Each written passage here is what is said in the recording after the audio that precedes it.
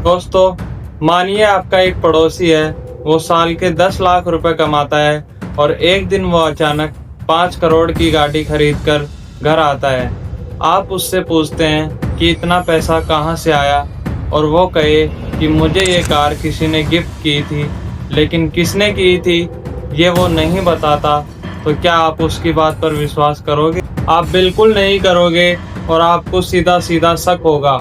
लेकिन पिछले कई सालों से हमारी पॉलिटिकल पार्टियों के पास भी ऐसी ही हजारों कारों के बराबर पैसा आ रहा था और हमसे कहा जा रहा था कि सब कुछ साफ सुथरा है। सोचिए, अगर कोई कंपनी मुश्किल में होती और उस पर ईडी या सीबीआई की रेड होती है और ठीक 5 दिन बाद चुपचाप वो करोड़ों का चंदा रूलिंग पार्टी को दे देती है और उसके बाद उस पर सारे केसेस धीरे धीरे बंद होने लगते हैं। ये कोई स्टोरी नहीं है, ये इंडिया में 2018 से लेकर 2024 तक चली ऑफिशियली गवर्नमेंट अप्रूव्ड स्कीम थी। आज हम ऊपर ऊपर की बात नहीं करेंगे, हम ऑफिशियल डॉक्यूमेंट्स, सुप्रीम कोर्ट के फैसले और इलेक्शन कमीशन के जो रियल नंबर्स थे उनको पॉइंट टू पॉइंट देखेंगे, कैसे ये 8251 करोड़ का खेल खेला गया।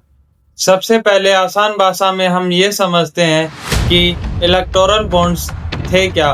2018 में बीजेपी गवर्नमेंट इस स्कीम को लेकर आई थी। इसका मेन आर्गुमेंट था कि ब्लैक मनी पर रोक लगेगी और पॉलिटिकल फंडिंग्स में ट्रांसपेरेंसी आएगी, लेकिन हुआ कुछ इसका बिल्कुल उल्टा। इसका सिस्टम समझिए, कोई भी बड़ा बिजनेसमैन या कंपनी एसबीआई के ब्रांच में जाती है और वहाँ कैश या चेक देकर एक कागज़ का टुकड़ा खरीदते हैं और उस कागज़ के टुकड़े को इलेक्टोरल बॉन्ड कहा गया। ये बॉन्ड 1000 से लेकर 1 करोड़ तक के डिनोमिनेशन में होते थे। कंपनी वो बॉन्ड किसी भी पॉलिटिकल पार्टी को देती है और वो पार्टी बैंक में एक्सचेंज लेती है। लेकिन ट्विस्ट यहाँ आया दोस्तों, इस प्योर प्रोसेस में 3 सबसे बड़े लूप होल्स थे। पहला लूप होल था no names.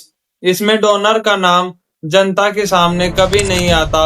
It was 100% anonymous. दूसरा लूप होल था नो लिमिट्स। पहले नियम था कि कंपनी अपने प्रॉफिट का सिर्फ 7.5% ही डोनेट कर सकती है, लेकिन इस नियम को हटाकर 0 कर दिया गया और कंपनी लॉस में भी करोड़ों रुपए का दान कर सकती है। तीसरा लूप होल था सेलेक्टिव ट्रांसपेरेंसी।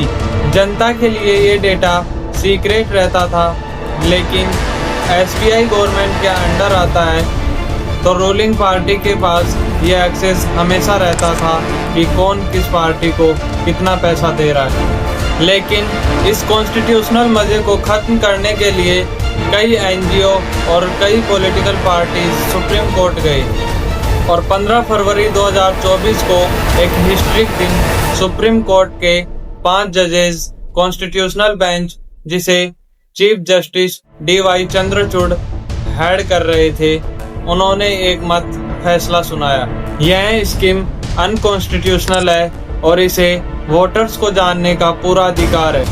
कोर्ट ने साफ कहा कि जनता को ये जानने का पूरा अधिकार है कि सरकार को पैसा कहां से मिल रहा है, और कोर्ट ने एसबीआई को ऑर्डर्स दिए कि 6 मार्च 2024 तक सारा डेटा पब्लिक किया जाए। लेकिन यहाँ एक और सबसे बड़ा ट्विस्ट आया। एसबीआई ने कोर्ट से ये डेटा मैच करने के लिए 30 जून 2024 तक का समय मांगा, यानी सीधे इलेक्शन के बाद तक का टाइम। लेकिन सुप्रीम कोर्ट ने इस एक्सक्यूज को खारिज कर दिया और कोर्ट ने सख्त रुख अपनाया। उसके बाद मजबूरन एसबीआई ने 12 मार्च को डेटा दिया और 15 मार्च 2024 को इलेक्शन कमीशन की वेबसाइट पर डेटा अपलोड किया गया। और जैसे ही ये डेटा पब्लिक हुआ, बड़े बड़े नेताओं के दावों की पोल खुल गई। दोस्तों, डेटा सामने आने से पहले देश के होम मिनिस्टर अमित शाह ने एक इंटरव्यू में बताया था कि बीजेपी को सिर्फ फंडिंग के तौर पर 6000 करोड़ रुपए मिले हैं। मैं पोजीशन आज देश की जनता के सामने स्पष्ट कर देना चाहता हूँ। भारतीय जनता पार्टी को अप्रोक्सीमेटली 6000 करोड़ के बॉन्ड मिले हैं। Total bond 20,000 crore. और बाकी का पैसा अपोजिशन पार्टी को मिला था। लेकिन जब ये डेटा इलेक्शन कमीशन की साइट पर आया तो सच कुछ और ही था। चलिए स्क्रीन पर देखते हैं 2018 से लेकर 2024 तक किस पार्टी को कितने इलेक्टोरल बॉन्ड रिसीव हुए। बीजेपी को 8251.8 करोड़ रुपए रिसीव हुए।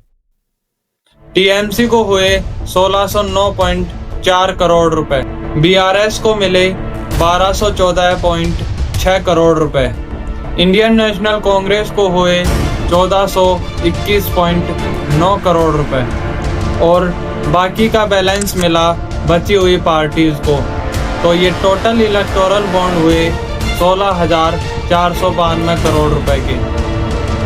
आप इस टेबल में देख सकते हैं दोस्तों, टोटल 16,492 करोड़ रुपए के बॉन्ड में से अकेले बीजेपी को 8251.8 करोड़ रुपए के बॉन्ड मिले।